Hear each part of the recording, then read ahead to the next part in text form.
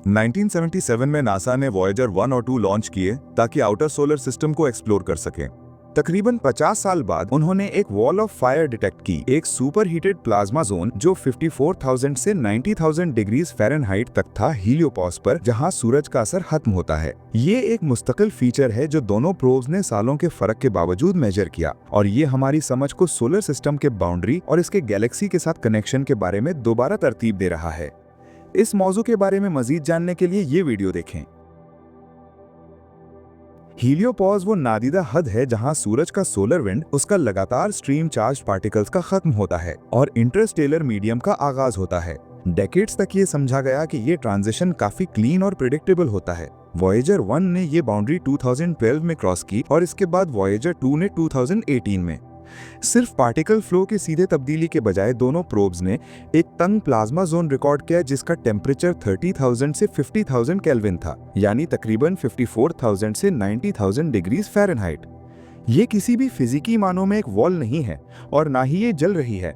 यहाँ particle density इंतहाई कम है, हत्ता कि जमीन पर बनाए गए बेहतरीन वैक्यूम से भी। इसलिए हीट वैसा बिहेव नहीं करती जैसा हमारे माहौल में करती है, लेकिन पार्टिकल्स खुद बहुत ज्यादा एनर्जी के साथ मूव कर रहे हैं, जो कि इन एक्सट्रीम टेम्परेचर्स के तौर पर रिकॉर्ड हो रही है। साइंटिस्ट्स का कहना है कि ये हीटिंग प्लाज्मा कंप्रेशन की वजह से होती है, जब सोलर विंड इंटरस्टेलर पार्टिकल से टकराता है, और मैग्नेटिक रिकनेक्शन की वजह से भी, जहां सूरज और गैलेक्सी के मैग्नेटिक फील्ड लाइंस इंटरैक्ट करते हैं और एनर्जी रिलीज करते हैं। सबसे अहम बात यह कि ये कोई एक दफा का एनोमली नहीं था। वॉयेजर 1 का डेटा इसके क्रॉसिंग का यूनिक केस समझा जा सकता था, लेकिन जब वॉयेजर 2 6 साल बाद हीलियोपॉस में दाखिल हुआ और मिलती जुलती कंडीशंस रिकॉर्ड की, तो ये तस्दीक हुई कि ये हमारे सोलर सिस्टम के बाउंड्री का एक हकीकी और मुस्तकिल फीचर है। प्रोब्स ने एक और गैर मुतवक्किया फिनोमेनॉन भी डिटेक्ट किया। हीलियोपॉस के पार जो इंटरस्टेलर मैग्नेटिक फील्ड है, वो सूरज के अंदर के मैग्नेटिक फील्ड के साथ अलाइन नजर आती है। ये हैरानकुन था। रिसर्चर्स ने समझा था कि ये फील्ड्स मुख्तलिफ ओरिएंटेशन में होंगी, जो अलग अलग एनवायरनमेंट्स को रिफ्लेक्ट कर रही होंगी, लेकिन डेटा ये सजेस्ट करता है कि हमारे सोलर सिस्टम और उसके पार वाली गैलेक्सी के दरमियान एक गहरा ताल्लुक है। अब तक हीलियोपॉस को एक रिलेटिवली स्टैटिक बैरियर समझा जाता था, एक शील्ड जो सूरज के दायरे असर को इंटरस्टेलर स्पेस से जुदा करती थी। वॉयेजर की फाइंडिंग्स ये दिखाती हैं कि ये बिल्कुल भी स्टैटिक नहीं है, बल्कि ये एक डायनामिक और टर्बुलेंट इंटरफेस है जहां सोलर और गैलेक्टिक फोर्सेस मिलती हैं और आपस में ऐसे तरीकों से इंटरैक्ट करती हैं जो हम अभी सिर्फ समझना शुरू कर रहे हैं। प्लाज्मा हीटिंग हीलियोस्फेरिक फिजिक्स के मौजूदा मॉडल्स के लिए एक चैलेंज है। ये सजेस्ट करता है कि लार्ज स्केल मैग्नेटिक रिकनेक्शन हो रही है। ऐसे इवेंट्स जहां सूरज के magnetic field lines Interstellar field के साथ मिलती हैं, एनर्जी रिलीज करती हैं और वो एक्सट्रीम टेम्परेचर्स पैदा करती हैं जो ऑब्जर्व किए गए हैं। ये प्रोसेस शायद उन एनर्जेटिक पार्टिकल्स को एक्सप्लेन करता है जो दोनों स्पेसक्राफ्ट ने रिकॉर्ड किए। मैग्नेटिक फील्ड अलाइनमेंट इस कॉम्प्लेक्सिटी में एक और लेयर का इजाफा करता है। ये फील्ड्स हीलियोपॉस के अंदर और बाहर अलाइंड क्यों हैं? एक पॉसिबिलिटी ये है कि सूरज का मैग्नेटिक इन्फ्लुएंस पहले से समझे गए हद से ज्यादा दूर तक फैला हुआ है, जो हमारे सिस्टम के करीब इंटरस्टेलर कंडीशंस को धीरे से शेप कर रहा है। क्या ये इस बात का इशारा है कि लोकल इंटरस्टेलर मैग्नेटिक फील्ड एक ऑर्गेनाइज्ड स्ट्रक्चर रखता है जो सूरज के फील्ड के साथ इंटरैक्ट करता है और उससे अडैप्ट भी? इसका असर ये है कि cosmic rays, high energy particles जो दूर दराज एस्ट्रोफिजिकल सोर्सेस से आते हैं, हमारे सोलर सिस्टम में किस तरह दाखिल होते हैं। हीलियोस्फीयर इनमें से बहुत से पार्टिकल्स के खिलाफ एक शील्ड का काम करता है।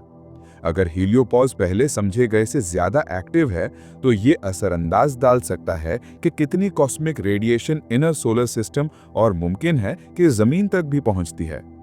ये दरियाफ्त पुराने स्पेस वेदर के मॉडल्स को भी गैलेक्टिक स्केल पर चैलेंज करती है।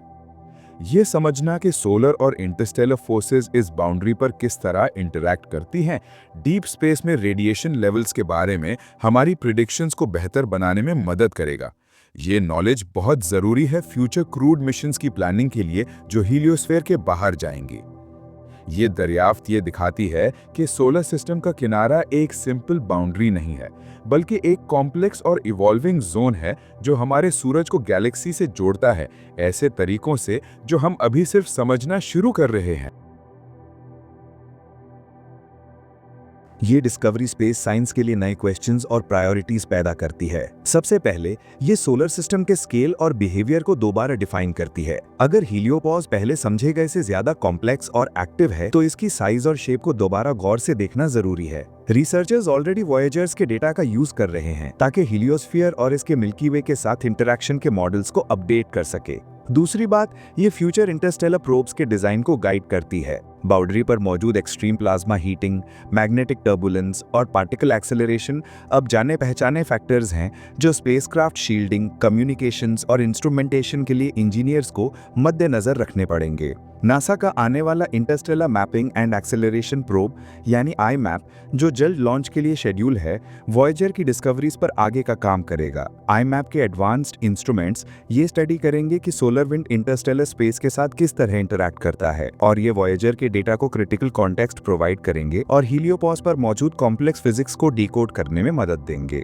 ये दरियाफ्त एस्ट्रोफिजिक्स के लिए हमारे सोलर सिस्टम से बाहर भी वाइड इम्प्लीकेशंस रखती है। अगर हमारा हीलियोस्फीयर इंटरस्टेलर मीडियम के साथ इस तरह इंटरैक्ट करता है, तो मुमकिन है कि दूसरे स्टार्स के प्रोटेक्टिव बबल्स भी ऐसे ही बिहेव करते हों। इन प्रोसेसेस का मुताल्ला ये समझने में मदद देता है कि किस तरह गैलेक्सी में मौजूद स्टेलर सिस्टम्स अपनी प्लैनेट्स को कॉस्मिक रेडिएशन से शील्ड करते हैं और अपने एनवायरनमेंट के साथ इंटरैक्ट करते हैं। आखिर में ये उस मिशन की दायमी लेगेसी को हाईलाइट करता है जो ऐसे दौर में लॉन्च हुआ था जब पर्सनल कंप्यूटर्स या इंटरनेट आम नहीं थे। ये स्पेसक्राफ्ट्स अभी भी ह्यूमन नॉलेज की बाउंड्रीज को पुश कर रहे हैं। नासा ने कुछ इंस्ट्रूमेंट्स को पावर डाउन करना शुरू कर दिया है ताकि एनर्जी सेव की जा सके, लेकिन की सिस्टम्स कम से कम 2026 तक ऑपरेशनल रहने की उम्मीद है। इनकी डिस्कवरीज नए क्वेश्चंस पैदा करती हैं। सन का असर कितनी दूर तक जाता है? हमारे गैलेक्टिक एनवायरनमेंट का सोलर सिस्टम पर क्या असर है? इन क्वेश्चंस के आंसर्स हमारी गैलेक्सी में अपनी जगह को दोबारा डिफाइन करेंगे। तकरीबन 50 साल गुजर चुके हैं, लेकिन वॉयेजर्स अभी भी स्पेस साइंस को दोबारा लिख रहे हैं, सोलर सिस्टम के किनारे पर एक वॉल ऑफ फायर का इंकशाफ करते हुए और हमारी नज़र में सूरज के असर को दोबारा तरतीब दे रहे हैं। और क्या राज छुपे हैं हीलियोपॉज के पार? स्टे ट्यून्ड, फ्रंटियर अभी शुरू हुई है।